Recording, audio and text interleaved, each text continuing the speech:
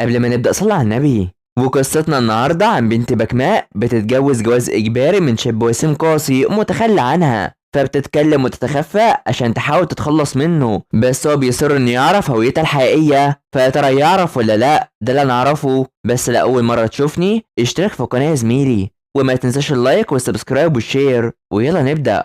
الجزء بيبدأ مع بايك ساون اللي بيفتكر وقت ما شاف فيديو هونغ جو وهي بتتكلم مع الشرطة، وبيكون مش مصدق خالص عشان الكل عارف انها بكماء، بس بيكون سمع كلامها مع عمها كيم عن ان طالما بابا دخل دار الرعاية يبقى مش هتدفع اي مال خالص، وبيروح يمشي معاها وعاوز يعرف الصدمة اللي خلت هونغ جو ما تتكلمش لسه مأثرة عليها ولا لا. هو بيخليها مصدومة وانها ازاي متجاهلة كل حاجة كده، وانها لازم تخلي بالها من اي تصرف تجاهها علشان هي زوجته وبيمشي، وبتكون مستغربة علشان هو ممكن يكون بيهتم فعلا بجو واللي بيتابعها وهي ماشية وبيكون هيروح لها، بس هونغ بيوقفه وعاوز ينضم لابوه. وفجأة الشخص المجهول بيرن عليه وبيروح يكلمه، وبيكون بيدافع عنها من كل حاجة وكل الكلام اللي هي بتكون بتكلمه وبتبكي. وفجأة بيجي وبيشوفها وهي بتتكلم وبتروح تخبي الفون وهي مرعوبة، وأول ما بتيجي تقع بيروح يلحقها على طول وبيطمن عليها وبيزعق فيها علشان كان مفكر إنها تنتحر.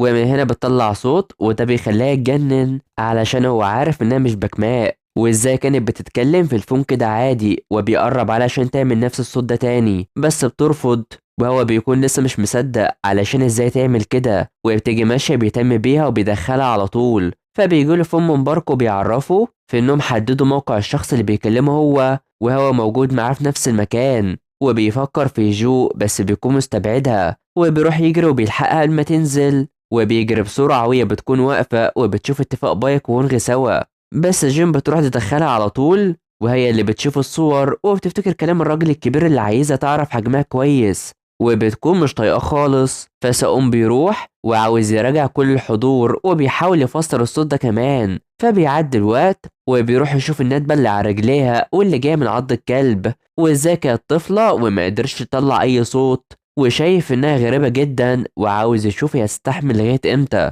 فبتفتكر نفسها زمان وهي بتتكلم ونفسها تبقى مذيعة، بس كيم بتكون ست ظالمة وعايزاه تبقى خرصة على طول، وكانت بتمارس عليها كل أنواع الظلم وبتمشي. وفجأة الكلب ده بيروح يعضها بس بايك ساون بيدافع عنها وبيعرفها في إن العلامة دي مش عض الكلب ولازم تاخد حقها من أي شخص يأذيها، وبيروح يشيلها وبيمشوا وبيبص للسما وكان حنين معاها جدا، وبتفتكر كلامه وبيدافع عنها وشايف إنها كويسة جدا.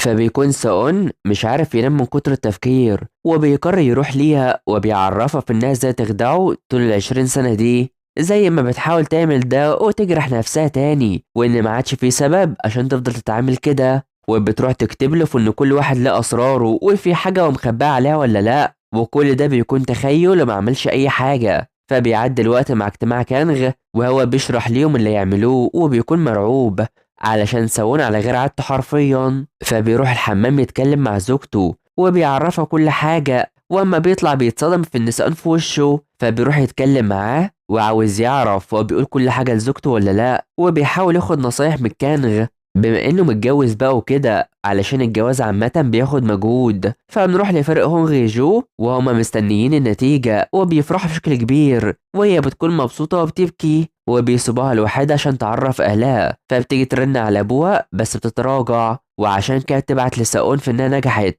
ولسه مش عارفة تجيبها له ازاي، لغاية ما تبعت له قلب غصب عنها وبتتصدم، وهو برضه بيكون مصدوم ومش مركز تاني مع كانغ، وبيقرروا انهم يخرجوا سوا اخر الاسبوع وكلهم استغربوا علشان هو ما كانش حتى بيخرج معاهم على العشاء. فبيروح يفكر يبعت ليها وهي بتكون مش مصدقه اللي بعتته ده، وبيكونوا محتارين هما الاتنين لغايه ما بيهنيها عن نجاحها وبيفرحها. فبيروح مستني الرد بتاعها وهو مع باركو وكانغ وبياكلوا وبيفرح في انها شكرته، وبيقرر يتراسل معاها بقى كل شويه وبتقرر تعزمها على الطعام. فبيسألهم ايه هي الهدية المناسبة لشخص لسه متعين جديد، وبيستقر على الملابس الجديدة وعشان كده بيبعت لها الموقع عشان يتقابلوا. فبنروح ليوريا وهي مع سانغو في المكان المقفول ده علشان بيدور على الحاجات الغامضة، وبتكون بتصوره والبيت اللي كان اتكلم عليه، وبياخدها للأوضة اللي لعب فيها وهو صغير، وبيفتكر وقت ما جه الطفل ده اللي عاوز يلعب معاه ويقتل القطة اللي موجودة، وقرر يعمل ده وده خلاه يهرب من وقتها.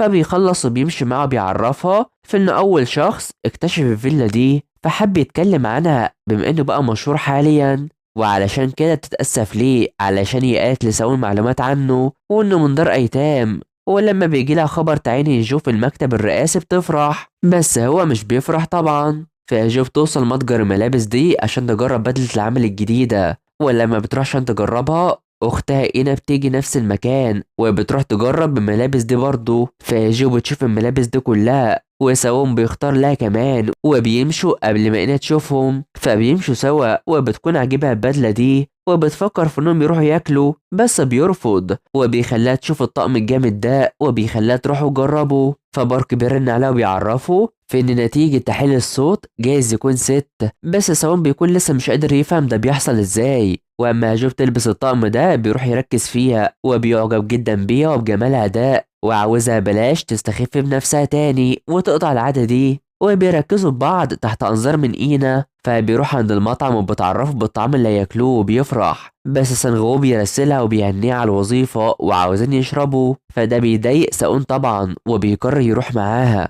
فبيشربوا وسانغو بيكون رافض يعرفوا أي حاجة عنه وعاوز يعرف وليه بيتابعوا أوي كده، وبيشدوا قصاد بعض وبيعرفها في إنها وصلت لمكانة كبيرة حاليا، وده بيفكرها بزمان وقت ما اتعلمت لغة الإشارة وكانت في الاستوديو ده وبتسمع أغاني وحبتها جدا وبترقص عليها وهي ما تعرفش إن في حد موجود أصلا، بس سانغو بيكون موجود ومزول منها لغاية ما بتتصدم لما بتشوفه وبيطلع بيركزوا ببعض.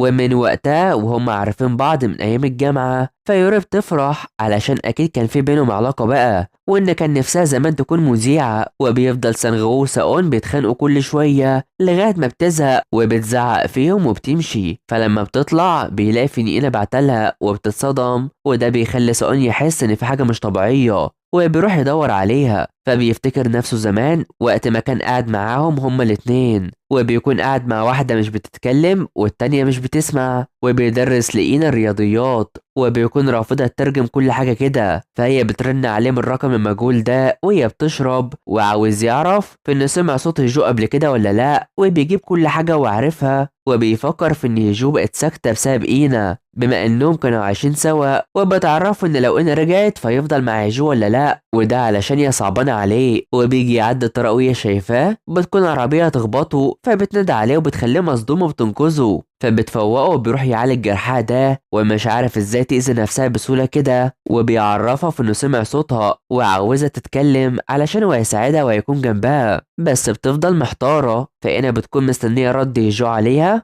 وإنها كانت مع ساون ومن الواضح إنها هتغير، في حين إن جو بتفتكر كلامه علشان بلاش تستخف بنفسها كده. وفجأة الشخص اللي خطف أبوها بيرن عليها وبتتصدم، فبيعدي اليوم مع ضمام جونغ لفرق ساون وبيكون بيهزر ومش فاهم لغة الإشارة علشان لازم تعرف تتفاعل مع الفريق، وعشان كده ساون بيعرفه في إنه يتعلمها بما إنه المسؤول عنهم، وبالفعل بتروح تعلمه حاجة وأي كلمة عاوز يعرفها هي بتعلمها له، وبيكون حابب ده كتير وبيعرفها في إنه مبسوط بالعمل معاها وبيعرف يتعامل معاها بالإشارة، وبتفرح وبيتبسطوا هما الاتنين. فبيروح يجتمعوا على العشاء وعلى غير المعتاد ساون هو اللي بيشوي اللحم وبيطلع كل حاجة، والكل بيكون مستغرب من مهارته دي وبيقرروا ياكلوا كلهم. فبارك بيجوله فم وبيقوم وبيخليهم يحيوا هجوم لغة الإشارة، بس بارك بياخده علشان يسمعوا الصوت اللي توصلوا ليه، وهي بتفتكر وقت ما كلمها الشخص المجهول ده